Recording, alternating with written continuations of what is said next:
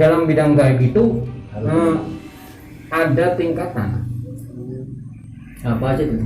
Tingkatannya itu ada tingkatan ibarat kelas itu ada kelas 1, kelas 2, kelas 3. Nah, di sini kalau kita tidak ada bimbingan dari guru, kita ntar kalau kita melawan satu musuh, kitanya kalah, udah kita mentok. Jadi nggak ada cahaya yang membantu dari guru kita. Tapi kalau kita ada gurunya, cahaya dari guru kita ini turun, membantu kita. Jadi si musuh ini bisa kita kalahkan. Berarti kitanya bisa dapat bantuan dari guru ya? Bisa, soalnya itu sama aja dengan nasab.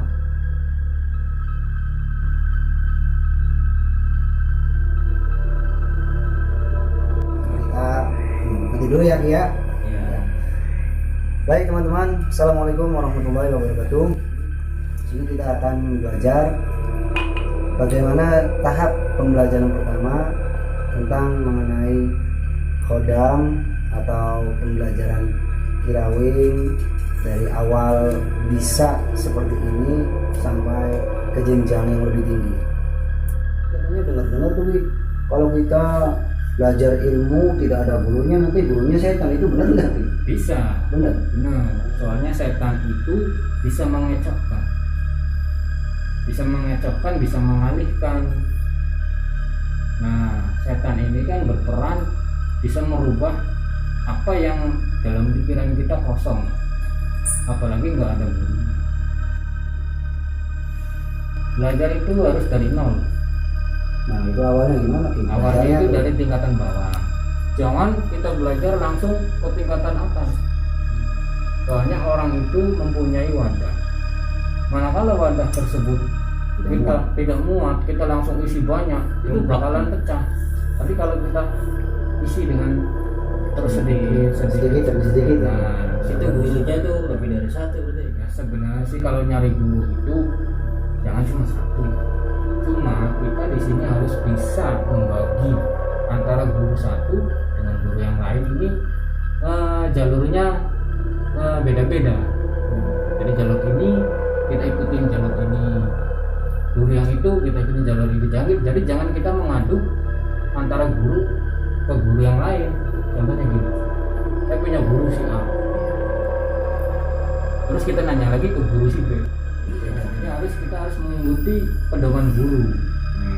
Jadi guru si A kita ikutin. Jadi kita jangan diomongin ke guru si B, ke guru si A, ke guru si C, jangan kayak gitu.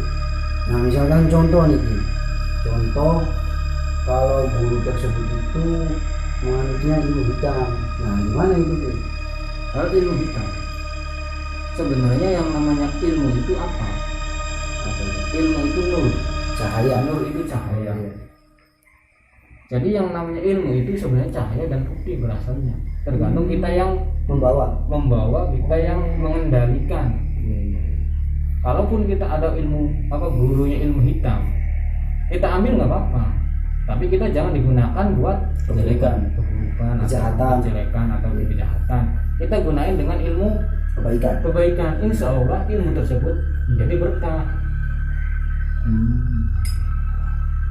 Seperti kayak model santet itu ilmu hitam Itu sebenarnya itu kan karena orang yang memilikinya itu menggunakannya buat menyangkut orang. Nah, tadi balik lagi nih, Ya.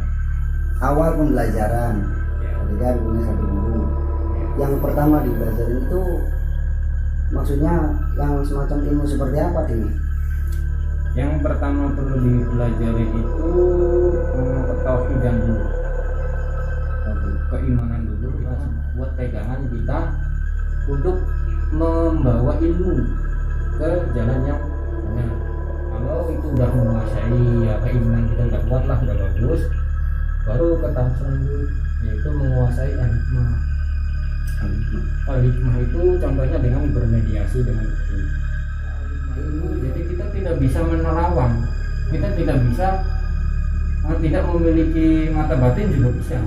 Itu tinggal kita ngebayangin aja lokasinya. Contoh di kebun sana, kita bayangin Lokasinya. Iya. Kalau kita udah udah fokus ngebayangin, baru kita tarik. Doi jangan di sana. baru kita ambil, terus kita masukin ke badan atau sih ke mediator. Jadi yang lebih utama itu konsentrasi. Nah setelah itu kalau di bidang aligma itu kan bermediasi ya, mediator lah sama. Itu tahapan juga, ada tahapannya. Jadi nggak langsung kita memanggilnya kodam, enggak. Jadi kita memanggilnya itu yang bawah dulu, contoh paling jurus. Soalnya kita perlunya apa? Buat jaga diri kita dari serangan kejahatan. Soalnya jurus itu bisa refleks. Terus kalaupun itu udah menguasai, kita memanggil jurus yang kedua, jurus dari dewan. Soalnya ini kan aligma ini kita tidak fokus dalam satu yang dipanggil. Ini maupun dari bidang hewan, dari bidang goib itu bisa. Tapi kalau kita memanggil jurus itu bisa binatang juga bisa. Nah itu kan baru kedua tuh, yang ketiganya yang ketiga itu langsung kita memanggil. Contoh kalau ini dari benda batu lah, ya. batu atau mustika atau pusaka. Nah itu bisa kita panggil. Contoh sini pinjam data apiknya. Ini data apiknya banyak banget ini. Wah, lecet sih. Iya. Contoh ini Mahal sih soalnya. batu akik. Kita penasaran, kita pengen tahu. Sedangkan Isinya kita ya? belum bisa menerawang. Kita panggil aja. Panggil konsentrasi. Yang diminta itu langsung kodam, jangan jurus. Langsung kodam isinya itu. Iya, langsung kita yang panggilinnya kodam isi dari batu akik tersebut. Kita panggil, baru kita masukin baru mediasi. Ntar dulu nih Ki, kira-kira ini batu ada isinya apa enggak kira-kira? Kalau baru kira-kira yang saya rasakan ada, Oh ada. cuma energinya ini lah. Kalau dalam bidang perbatuan, meskipun nggak ada isinya nih ya, Iya. kita sering pakai, itu bisa ada yang menyukai nggak itu. Bangsa makhluk seperti itu. Bangsa makhluk baik. Berarti sukanya kayak gini-gini kayak. Iya. Yang semacam antik gitu kan. Jadi kan termasuknya kan antik. Apalagi kalau sering dipakai, ini energi dari badan ini bisa menarik. Oh, Apalagi kita orangnya rajin sholat, rajin beribadah. Jadi kodam itu ada yang suka, benar. Jadi dia tuh jadi bersahabat sama saya. sahabat jadi kodam. Seakan-akan dia nyaman sama saya dia. Iya, jadi pendamping gitulah. Kalau yang namanya kodam itu kan pendamping. Tapi enggak ganggu kan Ki. Jadi nggak punya takut ganggu lagi Kalau tidur. ganggu itu biasanya ada yang menyuruh.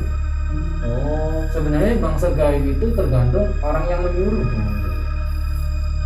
Gaib itu sebenarnya sih punya alam masing-masing. Kalau kita tidak mengusik, dia tidak akan Musik balik. balik. Contoh gini, ini ada kodamnya. Ini kodam terbaik. Kalau kitanya bisa menyuruh, bahkan kita untuk menyakiti orang lain itu bisa. Tapi saya pernah dengar kayak modelnya batu nih, kalau masuk ke WC taruh dulu itu gimana tuh, nggak boleh, memang nggak boleh tuh. Kalau menurut versi saya, ini sebenarnya sih boleh. Kecuali dalam ikatnya ini ada tulisan Arab. Tapi kalau pakai model kayak gini nggak Lafaz apa-apa, ayat ada suci ya. gitu. Ya, kalau model kayak gini ini kan nggak ada tulisan Arab. Iya. Ini boleh, cuma Boleh, jangan dipakai di tangan kiri. Contoh kayak gini, Itu nggak boleh. kita bawa ke WC. Ya. Kalau tangan kiri gunanya buat apa? Ini apa? Saya bahari. Buat bersih-bersih. Iya. Ya, walaupun mau ke WC atau kamar mandi, kita pindah dulu ke tangan sebelah kanan. Berarti kayak gitu ya. Itu maksudnya dipindah dulu ke kanan tuh biar apa? Kan ini kan cuma batu soalnya Ki. Kok kenapa? Buat cebok nggak boleh. Biar sopan lah gitu Kita lah. di sini kan sesama makhluk harus menghargai. Oh iya Iya, iya. sopan Iya, intinya iya. mah. Nah, makhluk ini juga menghargai kita. Nah, kita juga harus menghargai. Nah tapi misalkan gini Ki, tadi kan kalau dipakai di tangan kiri kan nggak boleh. boleh atau nggak boleh sih? Boleh. Ya, tapi kalau misalkan di WC masuk ke WC atau tempat-tempat kotor kita harus dilepas atau dipindah dulu ke tangan kanan. Nah contoh sekarang sih gini Ki, saya pakainya di tangan kiri. Nah, terus kedua tangan saya ini buat kerja macam-macam, kayak semacam misalkan nyangkul atau beresin apa kan ini otomatis kan kena debu kotoran itu gimana Ki? Nggak masalah. Debu kotoran itu tidak keluar dari badan kita. Lumpur juga sama berarti. Sama, nggak apa-apa. pentingnya jangan najis aja ya. Jadi ini kan najis yang keluar dari badan kita. Oh, kotoran. Tapi kalau dari hewan misalkan ada Ya sama aja kotoran. Boleh. Kalau kita buat bersihin kandang ayam, ya kan kebanyakan shop dari tak bersihin aja. kan ya sama aja, kita kan menghargai juga kita. Soalnya dimanapun manusia itu lebih tinggi derajatnya dari gaib, jadi kita harus saling menghargai.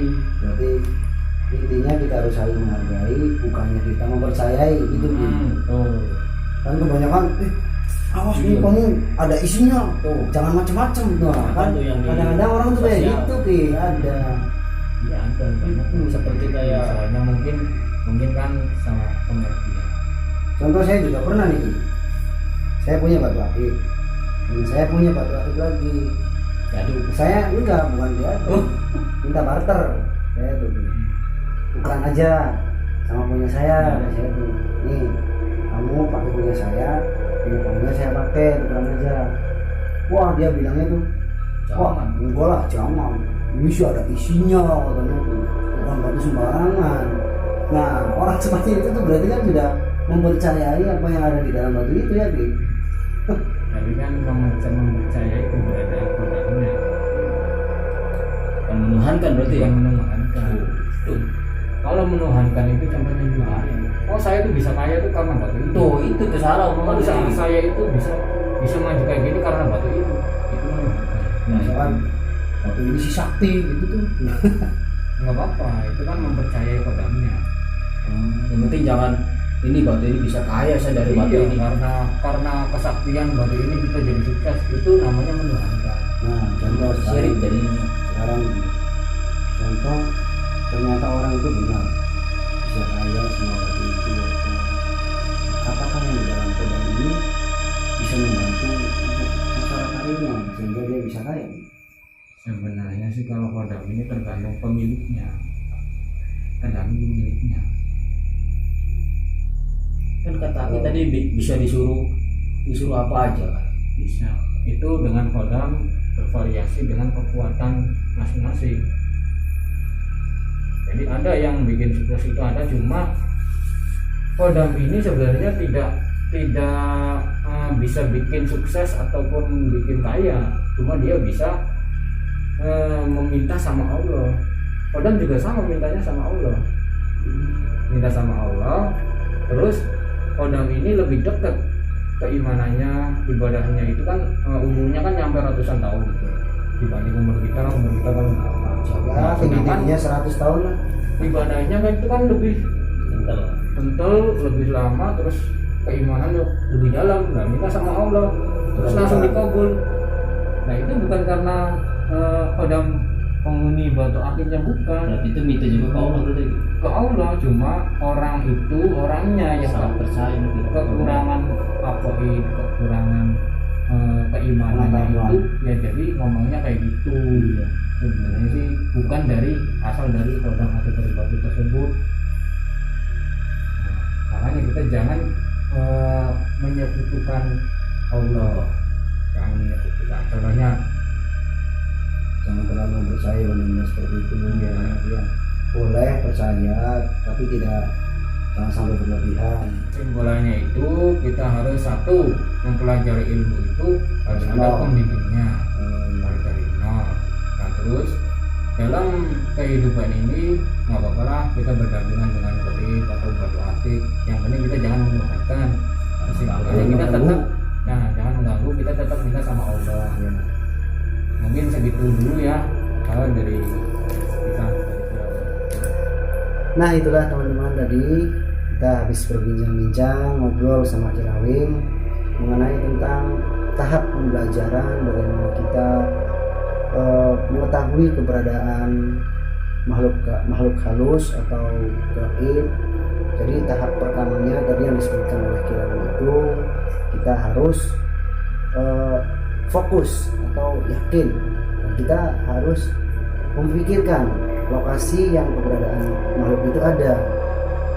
Jadi kalau misalkan teman-teman ingin lebih dalam tentang masalah hal gaib, saksikan video-video kita selanjutnya. Nanti kita akan bikin konten seperti ini lagi untuk yang lebih tingkatan yang lebih tinggi lagi. Mungkin video kita sampai sini dulu. Kami dari Kirawi Channel pamit undur diri. Assalamualaikum warahmatullahi wabarakatuh.